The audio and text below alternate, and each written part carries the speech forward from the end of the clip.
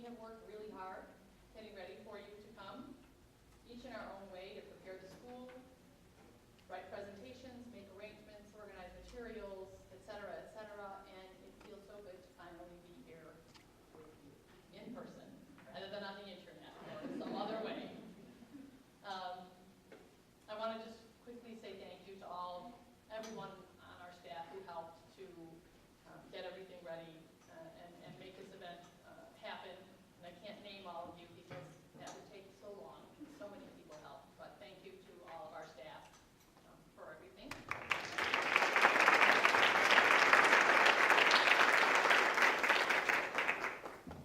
So we're all gathered here because we share a common bond. A bond that is strong and contagious. We share a common belief in the Montessori method of education as one that has transformational potential. Maria Montessori wrote, "We have before us in the child a psychic entity, a social group of immense size, a veritable world power if rightly used. If salvation and help are to come, it is from the child, for the child is the constructor of man and so of society. The child is endowed with an inner power which can guide us to a more enlightened future. Education should no longer be mostly the imparting of knowledge, but must take a new path, seeking the release of human potentialities. When should such education begin?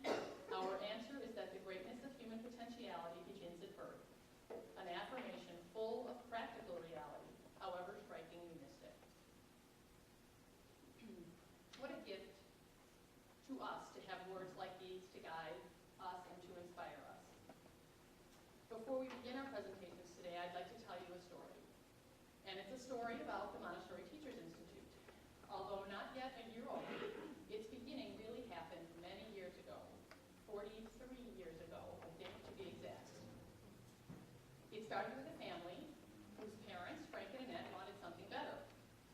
And somewhat blindly, certainly naively, and probably a little foolishly, started a little school of their own, called Countryside Montessori School, in a little basement in a little church. And over the years, this little school grew, as did the wisdom of its founders.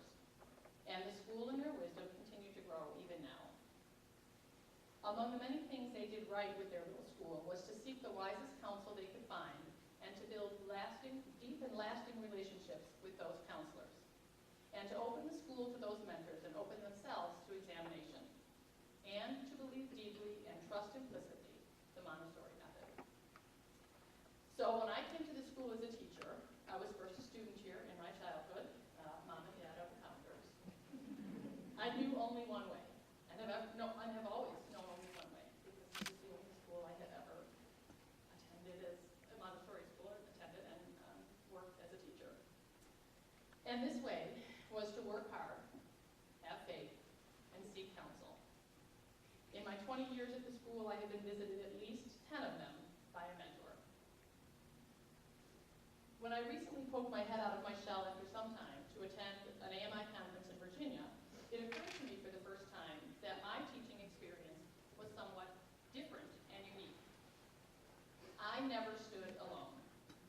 Although it certainly felt that way on the second day in the primary when a young student told all of the other children when we were gathered together that they should refer to me as Butthead. For that moment, I stood alone. But other than that, every step I have taken at this school has been in the footprints of our mentors. The two who most profoundly affected us are here with us today, Sanford Jones and Carol Alver, who have passed through these doors to selflessly share their wisdom with us countless times over many years, no matter how slow we were to learn. And sometimes we were pretty slow. But I learned that this experience of wise and frequent counsel was unique. It was the result of the intentional and determined effort of Frank and Annette to bring those people to us. And what a gift it has been. Many other teachers, I have realized, had to find their own way. Not an easy thing to do in a Montessori classroom. And so, I won't say who, but someone whispered in my ear that it was now our time to reach out, to offer what we have learned from our mentors and our experience. I assured her it was not. She assured me it was. Because mentors are absolutely essential for a school and its teachers to grow into their fullness. The story of the Montessori Teachers Institute is long and deep and wide. It is the story of many people, founders and teachers, mentors and parents, and thousands of children. It is not my story.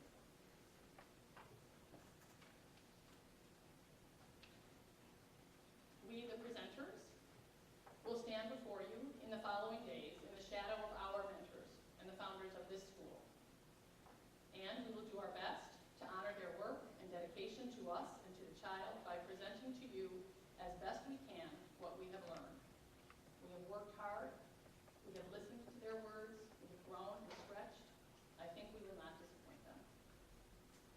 So, let us continue then on our journey, again I quote Montessori, to equip our pupils in their whole being for the adventure of life, accustomed to the exercise of free will and judgment, illuminated by imagination